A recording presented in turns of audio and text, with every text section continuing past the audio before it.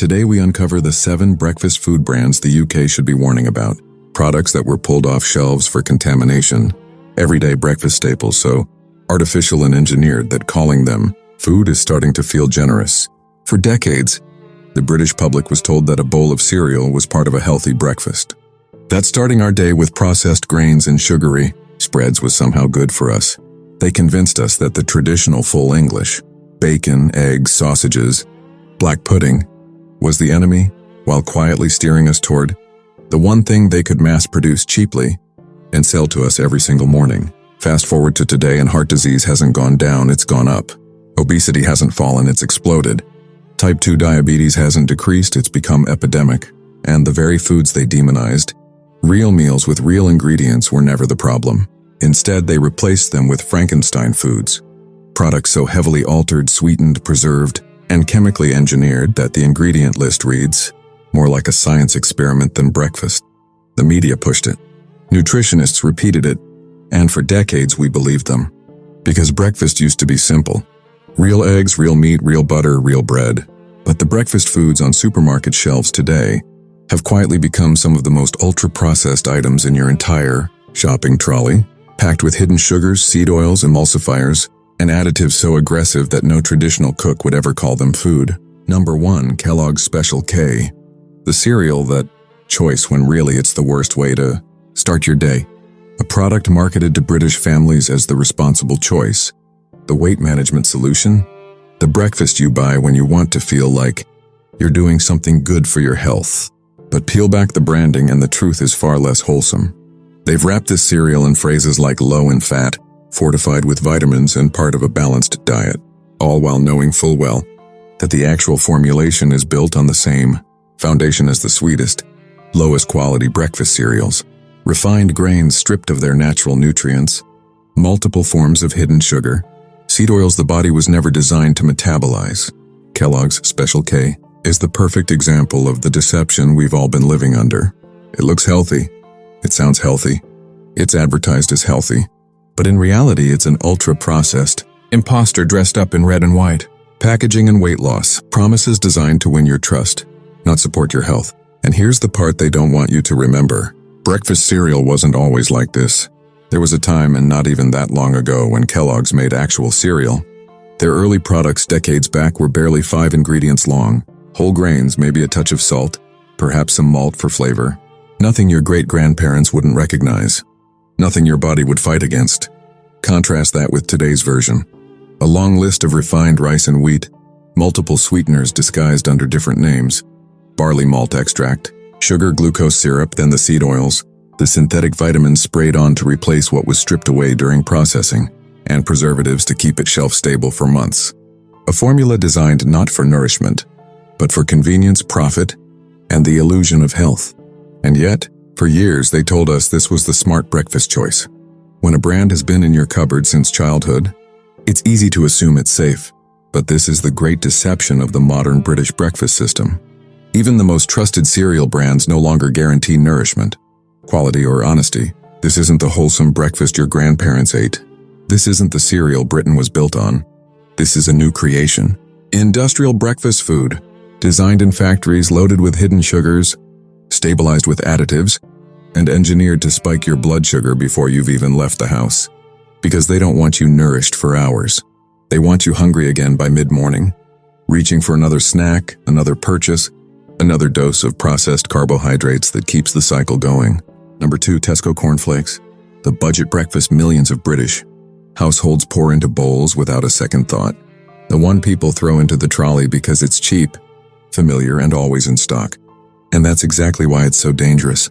Tesco's basic corn flakes have become one of the quietest contributors to poor health in this country. Not because it's dramatic or shocking, but because it's ordinary, because it slips under the radar, because people assume that something so basic, something so plain, something they feed their children every single morning couldn't possibly be harmful. But take one look at the nutritional panel and the ingredient list, and suddenly it becomes painfully clear why this cereal is a problem. High sugar, barely any fiber, refined carbs that spike your blood sugar faster than a biscuit, salt levels that make no sense for a breakfast food, and then of course the usual suspects. barley malt extract, which is just another name for sugar, added vitamins that sound impressive but are synthetic replacements for nutrients that were destroyed during processing, all the things that keep this cereal looking golden and tasting sweet far longer than any natural corn product should. This isn't food made for nourishment, it's food made for mass production, maximum profit with minimum cost, designed to keep you hungry again within an hour. Tesco markets it as a simple staple, a no-frills essential, just cereal. But there's nothing simple about it. This cereal is the direct result of industrialization, a product designed to survive warehouses, lorries, shelves, and cupboards without changing color, shape, or crunch for extremely long periods. So what do you expect it will do in your stomach? And that's part of the trick, the conditioning. Over time, the public has been trained to believe that breakfast cereal should look like this. Perfectly golden, uniformly shaped, staying crispy in milk for several minutes, identical flake after identical flake. But this isn't how real corn behaves. Real corn goes soft quickly. Real corn doesn't stay shelf-stable for months. Real corn has natural variation. Real corn has life. Real corn doesn't sit in a box for half a year without degrading. The only reason Tesco cornflakes does is because it's been so heavily processed and preserved that it barely resembles the plant it supposedly came from. And here's what nobody talks about. When you start your day with this, you're setting yourself up for failure. Within 30 minutes, your blood sugar spikes. Your body dumps insulin to cope with the surge. Then an hour later, you crash. You're tired, you're irritable, you can't concentrate, and you're starving again. So you reach for a snack, probably another processed carbohydrate, and the cycle continues. By lunchtime, you've already had 3 blood sugar roller coasters, and you wonder why you feel exhausted. This is what starting the day with refined, stripped industrial grain does to your body. Tesco cornflakes is the perfect example of modern breakfast deception. A product that pretends to be simple, wholesome, and innocent while being engineered with processed ingredients your body was never designed to handle every day. It's not just cheap, it's a cheap imitation of what breakfast is supposed to be. And millions of British children are eating this every single morning, being taught that this is what food looks like. This is what breakfast should taste like, and this is normal. It's not normal. It's normalized. There's a difference. Number 3, Asda Bakery Pain au Chocolat. And despite the name, there is absolutely nothing bakery about it. This is one of the biggest deceptions in the modern breakfast world. The illusion that if a pastry has the word bakery printed on the label, it must be freshly baked, artisanal, made with real butter and proper chocolate. But Asda's Bakery Pain au Chocolat is not baked fresh in store. It's not made by bakers. It's not even made with a French patisserie mindset. It's made in huge industrial plants, frozen solid, shipped across the country in refrigerated lorries, thawed in store, and displayed under warming lights with a label that manipulates you into thinking it's fresh. Asda knows exactly what they're doing. The word bakery is powerful. It makes you picture something honest, traditional, crafted. A French baker in a white apron, folding butter into dough by hand. The smell of chocolate and pastry filling a warm kitchen at dawn. But look at the ingredient list and tell me what part of this resembles anything a real French patisserie would create. Palm oil replacing butter because it's cheaper and more shelf-stable. Emulsifiers to force a texture that real pastry would never need. Glucose-fructose syrup instead of quality chocolate. Preservatives to extend shelf life for weeks when a real pain au chocolat would go stale. Within a day, dough conditioners to cheat the lamination process that takes skill and time. This pastry wasn't made for pleasure or nourishment. It was engineered for endurance, for profit margins, for mass distribution. This is industrial pastry wearing a bakery costume. And they know that if the price is low enough and the convenience is high enough, people won't stop to think about what they're actually eating for breakfast. Because it's always the same story. High in saturated fat, but not the kind from real butter. Loaded with sugar, but not from quality chocolate. Packed with refined flour that offers nothing but empty calories. Multiple emulsifiers that your gut was never designed to process. And zero nutritional value. Just a blood sugar bomb wrapped in flaky layers that aren't even real laminated dough. Yet millions of people grab these on their way to work, heat them up and eat them in the car, believing it's a harmless breakfast treat when in reality it's one of the quietest contributors to rising weight gain, insulin resistance, and metabolic dysfunction across the country. And here's what makes it worse. People choose this thinking they're treating themselves to something special, something a bit continental, a bit indulgent, a bit fancy. They're paying extra for the bakery label. for the French name, for the illusion of quality. But what they're actually getting is frozen, industrial dough that's been engineered to survive freezing, thawing, reheating, and still maintain a texture that vaguely resembles pastry. Real pain au chocolat doesn't survive that journey. Real pain au chocolat is made fresh, sold fresh, eaten fresh. It has a shelf life of hours, not weeks. The butter melts, the layers separate, the chocolate softens. That's what real food does. It changes, it degrades, it has life. This doesn't. This is a food product designed to exist in the supply chain, not in a bakery. Industrial pastry wearing a French accent and a bakery sign, selling you the dream of Paris while delivering you palm oil and preservatives, made in a factory you'll never see. Number 4, Weetabix, a brand built on British breakfast heritage, tradition, and trust, selling a product that has quietly abandoned every single part of that legacy. Weetabix is one of the most recognizable names in British food. The nostalgic television adverts, the iconic blue and yellow packaging, the emotional messaging about family breakfasts, British mornings, and giving your kids the fuel they need for the day. They've spent decades carefully shaping an image of wholesomeness and authenticity. But Weetabix today isn't the traditional breakfast biscuit it claims to be. Not anymore. It's still marketed as pure whole grain wheat, simple and natural. But the reality is more complicated than the branding suggests. And this raises the question nobody asks. Why on earth does a simple wheat biscuit need added sugar, added salt and fortification, with synthetic vitamins and minerals that wouldn't be necessary if the grain hadn't been so heavily processed in the first place? Breakfast cereal is meant to be simple. Whole grains, maybe a pinch of salt. That's it. For generations, those few ingredients were enough to nourish entire families through their morning. Yet today, even Weetabix, the brand that built its reputation on being the sensible choice, the proper British breakfast, has quietly become another ultra-processed product in a sea of ultra-processed breakfasts. We already have to deal with chocolate cereals flooded with sugar, granola bars drenched in seed oils, instant porridge packets loaded with sweeteners and flavorings, and now even Weetabix, the one cereal that should have remained pure, has become yet another morning blood sugar spike disguised as traditional British wholesomeness. Weetabix built its name on feeding British families proper breakfasts, then quietly abandoned everything that meant. Their biscuits used to be simple. Real whole grain wheat, minimally processed, nothing added that didn't need to be there. You could taste the grain. It went soft in milk after a minute because it was real food, because it absorbed liquid the way natural wheat is supposed to. Fast forward to Weetabix today, and you're looking at a product that contains added sugar, added barley malt extract, which is just more sugar under another name, added salt, and then a long list of synthetic vitamins sprayed on at the end. Niacin, iron, riboflavin, thiamine, folic acid. All the nutrients that were either destroyed during processing or were never fully present because the wheat itself has been grown, harvested, and milled in ways that prioritize yield and shelf stability over nutritional density.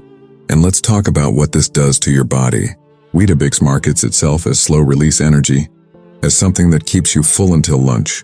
But the reality for most people is very different. Yes, it's whole grain, but it's still highly processed whole grain. It still breaks down into glucose relatively quickly. It still spikes your blood sugar, especially when people eat 2 or 3 biscuits at once, which is exactly what the serving suggestion encourages. Then add milk, maybe a banana, maybe a drizzle of honey, and suddenly you're looking at a breakfast that's almost entirely carbohydrate, with very little fat or protein to slow the absorption. Within an hour, you're hungry again. You're reaching for a mid-morning snack. You're tired. You're craving something sweet. And the cycle continues. This isn't the fault of wheat. Wheat, when prepared properly, when eaten in its true whole form, when combined with fat and protein, can be part of a nourishing meal. But Weetabix isn't that. Weetabix is industrially processed, shelf-stable for months, fortified because it's nutritionally incomplete, and marketed as traditional when it's anything but.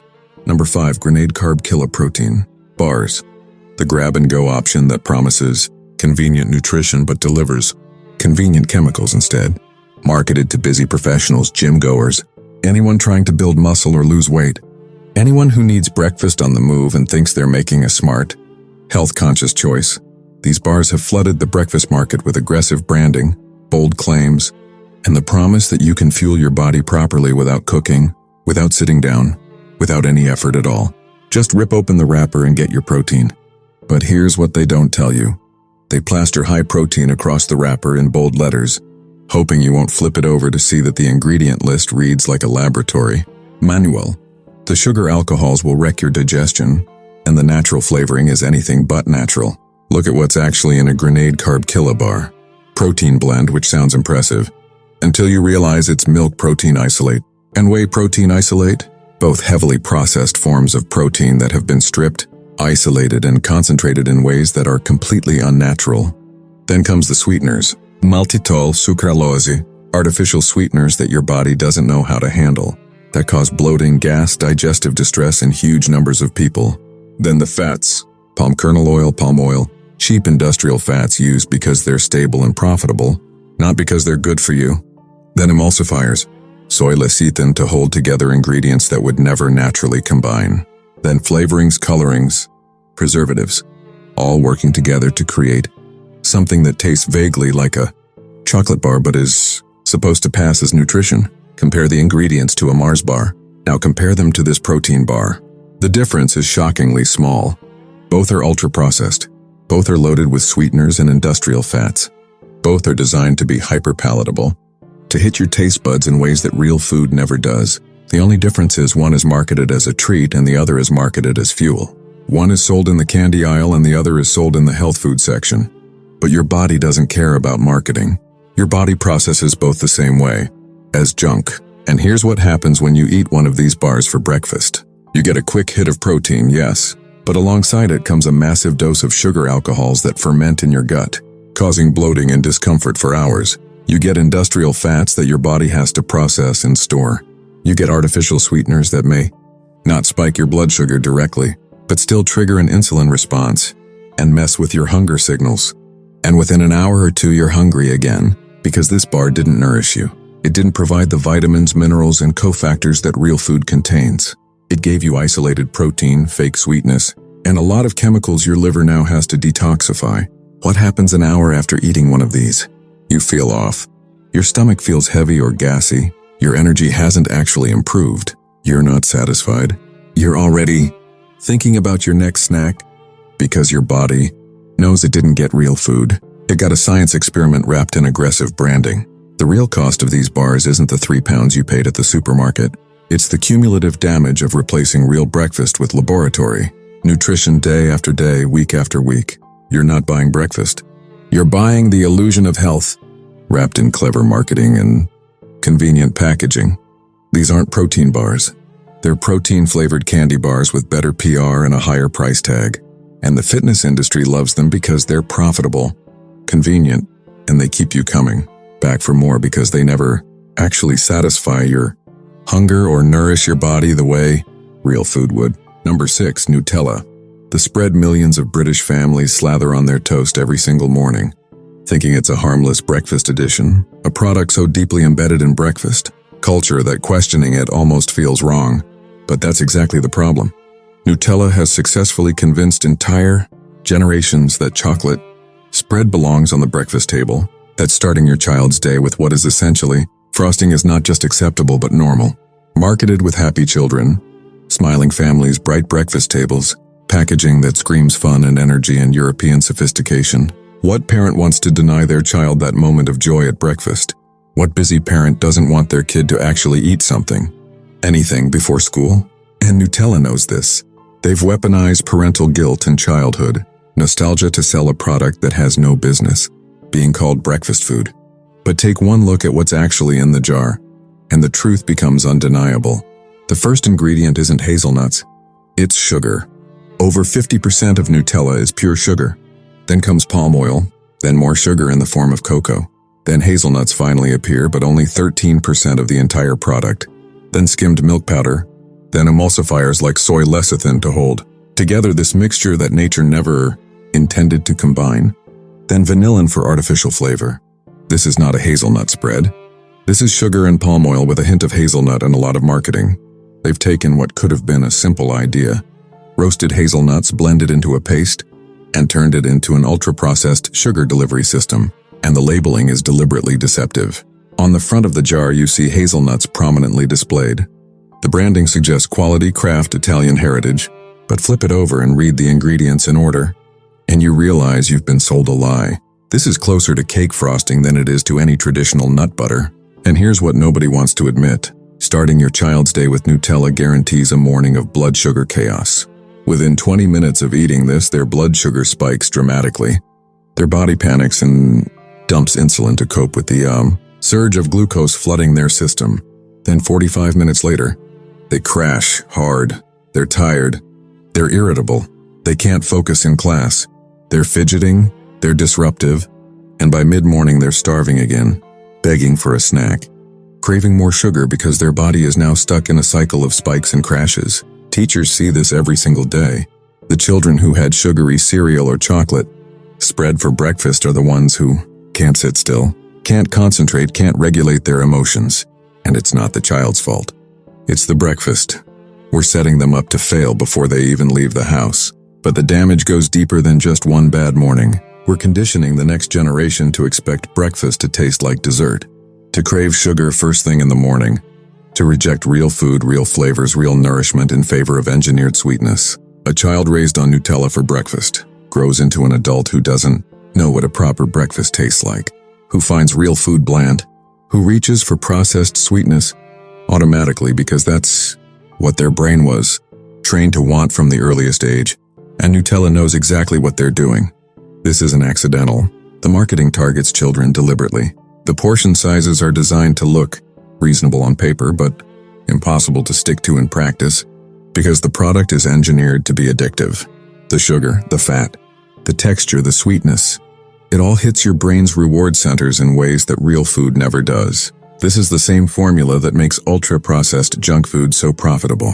Make it hyper-palatable, market it to children, normalize it as an everyday staple, and watch the profits roll in, while an entire generation grows up with disrupted metabolisms and broken relationships with food. This isn't a breakfast spread. It's a sugar delivery system with a breakfast marketing campaign, and millions of British parents are feeding it to their children every single morning, completely unaware that they're starting their child's day with the nutritional equivalent of chocolate cake. Number 7. Weetabix on the go. Breakfast drink, the contamination scandal that proves this entire breakfast industry isn't just unhealthy, it can be outright dangerous. What makes this one so shocking is that it wasn't some obscure product sitting in the back of a specialist store. This was a school lunchbox staple, a rushed morning solution, something parents bought in bulk because it was convenient and their kids would actually drink it on the way to school. In February 2024, Weetabix had to pull their on-the-go breakfast drink, multiple flavors, from shelves across the UK after concerns were raised about potential microbiological contamination. Not just one batch, not one flavor. Every bottle with specific best before dates had to be removed. The Food Standards Agency issued a product recall warning. Retailers scrambled to pull stock, and thousands of families were left wondering how many of these bottles their children had already consumed. Just think about that for a moment. Parents handing these bottles to their kids before school. Children drinking them in the car, on the bus, walking through the school gates. Families trusting this brand because Weetabix has been a breakfast name for generations. Because the packaging shows happy, active children. Because it says right there on the label, source of protein, source of fiber, vitamins and minerals. How could something marketed as nutritious, convenient and safe possibly be contaminated? But this wasn't an isolated incident. When you start digging into the history of these ready-to-drink breakfast products, you find a pattern. Quality control issues, manufacturing shortcuts, suppliers cutting costs, products sitting in warehouses and lorries for weeks before reaching shelves, and all of it hidden behind cheerful branding and health claims that make parents feel good about their purchase. And even without the contamination issue, these drinks are a disaster.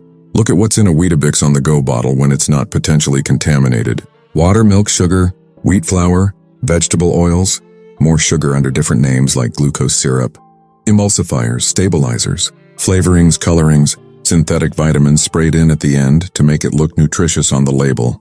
This isn't breakfast. This is liquid ultra-processed food in a bottle.